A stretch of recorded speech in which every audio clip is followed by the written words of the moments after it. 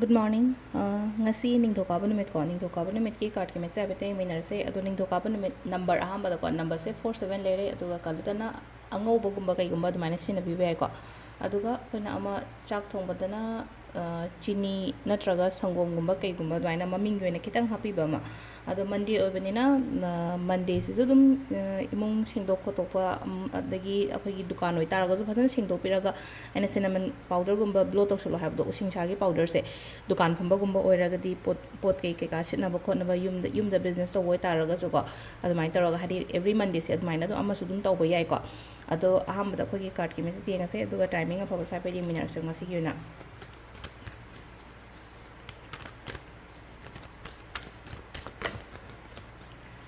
sidagi ko nutigi yeba dumai na nutigi lo thoko dai na 3 cards tang lo tho se ko 3 cards sidagi ama khanbira se ko card number 1 card number 2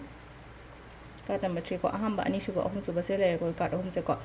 ahamba gi se lere 1 khan bangai gina 2 khan bangai se lere 3 khan bangai se lere ko first card khan bangai se ko first card se ko sida la iba ahamba gi star lai ko star se phai ko star se that phai ha ba gi athari ko main no hai kan sida tau dori ba chat tori ba thabak to da asha thambiyo har sine ko thaja ba thamba sida ko thaja ba thamo asha thamo positive yamna oina chatlo ko hadi positive ngasi gi oina haragadi ngasi se yamna isha da su yamna positive feel tawgani ko positive yamna feel tawgani aduga sida lai se ko hadi aingonda hai tarok aina tawruba thaba inghang da mangol oiba khotpa mai taraga piri ko sida ahamba gi card se ko ani shuba har sine ko ani shuba sina sida ko la iba hadi koi knight of pentacles and knight of pentacles se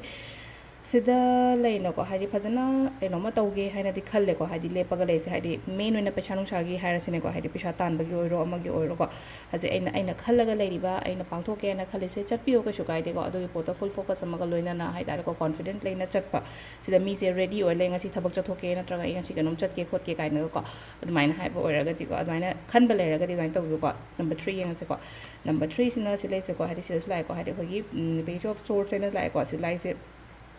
ꯀꯩꯅꯣꯒꯤ ꯃꯇꯥꯡꯗ ꯍꯥꯏꯔꯁꯤꯅꯦꯀꯣ ꯑꯩꯈꯣꯏꯅ ꯉꯁꯤ ꯁꯤꯗꯅ ꯄꯣꯠꯁꯦꯀꯣ ꯈꯤꯇꯪ ꯗꯤꯂꯦ ꯑꯣꯏꯕꯒꯤ ꯇꯥꯏꯞꯇ ꯑꯃꯁꯨ ꯑꯣꯏꯕ ꯌꯥꯏꯀꯣ ꯂꯥꯛꯇꯤ ꯂꯥꯛꯀꯅꯤ ꯑꯗꯨꯒ ꯉꯁꯤꯒꯤ ꯑꯣꯏꯅ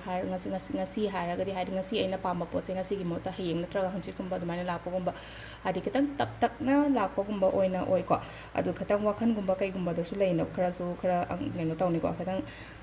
ꯃꯥꯏꯟꯁꯦ ꯈꯤꯇꯪ ꯑꯩꯈꯣꯏꯒꯤ ꯆꯔꯥꯡꯅꯕꯒꯤ ꯇꯥꯏꯞꯇ ꯑꯗꯨꯝꯕꯁꯨ ꯈꯔꯁꯨ ꯂꯩꯕ ꯌꯥꯏꯀꯣ ꯁꯤ ꯂꯥꯛꯏꯁꯦ ꯑꯗꯨꯗꯨꯅ ꯌꯥꯔꯒꯗꯤ ꯈꯤꯇꯪꯀꯣ ꯃꯥꯏꯟꯁꯨ ꯁ꯭ꯇꯦꯕꯜ ꯑꯣꯏꯍꯟꯕꯀꯣ ꯍꯥꯏꯗꯤ ꯁꯤ ꯂꯥꯛꯏꯁꯦ ꯈꯤꯇꯪ ꯂꯩꯆꯤꯟ ꯃꯌꯥꯝ ꯑꯃ ꯊꯥꯔꯒ ꯑꯃ ꯂꯩꯅꯀꯣ ꯁꯤ ꯂꯥꯛꯏꯁꯦ ꯍꯥꯏꯗꯤ ꯂꯩꯆꯤꯟ ꯊꯥꯕꯁꯦ ꯑꯃꯒ ꯍꯥꯏꯗꯤ ꯀꯩ ꯍꯥꯏꯅꯤ ꯑꯩꯈꯣꯏꯅ ꯈꯔ ꯋꯥꯈꯜꯁꯦ ꯀꯣꯏꯄꯥꯏ ꯄꯥꯏꯕꯒꯤ ꯇꯥꯏꯞꯇ ꯑꯃꯈꯛ ꯑꯗꯨꯝꯕꯒꯤ ꯃꯑꯣꯡꯗꯅꯤꯀꯣ ꯁꯤ ꯂꯥꯛꯏꯁꯦꯀꯣ ꯑꯗꯨꯗꯨꯅ ꯐꯖꯅ ꯈꯟꯕꯤꯌꯨꯀꯣ ꯊꯕꯛ ꯑꯃ ꯇꯧꯒꯦ ꯈꯣꯠꯀꯦ ꯍꯥꯏꯅ ꯐꯖꯅ ꯈꯟꯊꯔꯒ ꯇꯧꯕ ꯍꯥꯊꯨꯒꯨꯝꯕ ꯀꯩꯒꯨꯝꯕ ꯑꯗꯨꯃꯥꯏꯅꯒꯨꯝꯕ ꯇꯧꯕꯤꯒꯅꯨꯀꯣ ꯑꯗꯨꯒ ꯇꯥꯏꯃꯤꯡꯁꯦ ꯑꯌꯨꯛꯀꯤ ꯄꯨꯡ 4ꯒ ꯃꯤꯅꯤꯠ 23ꯗꯩꯅ 3ꯒ ꯃꯤꯅꯤꯠ 3 ꯐꯥꯎ ꯂꯩꯔꯦ ꯑꯗꯒꯤ 3ꯒ ꯃꯤꯅꯤꯠ 9ꯗꯒꯤꯅ ꯄꯨꯡ 8ꯒ ꯃꯤꯅꯤꯠ 38 ꯐꯥꯎ ꯂꯩꯔꯦ ꯑꯗꯒꯤ 12ꯒ ꯃꯤꯅꯤꯠ 53ꯗꯒꯤꯅ